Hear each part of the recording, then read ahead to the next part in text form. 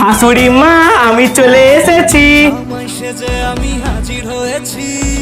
ও আমার কোম্পানির প্রোডাক্ট চলে এসেছো? কি করবো বলুন, প্রোডাক্ট যখন নিয়ে এসেছি কোম্পানি থেকে কিছু গিফট তো পাওনা বাকি আছে, তাই চলে এলাম। তো শ্বশুর বাড়ি যখন আসছো বাবা জীবন, হাতে করে মিষ্টিও তো আনতে পারো।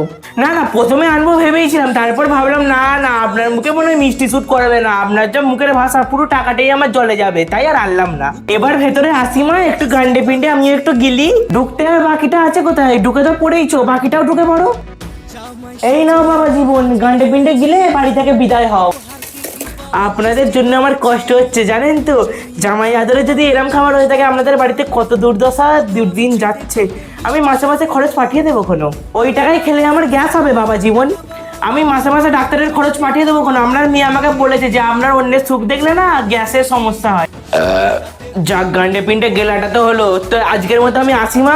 আসি না, যাই বলো প্রোডাক্ট চোর কোথাকার।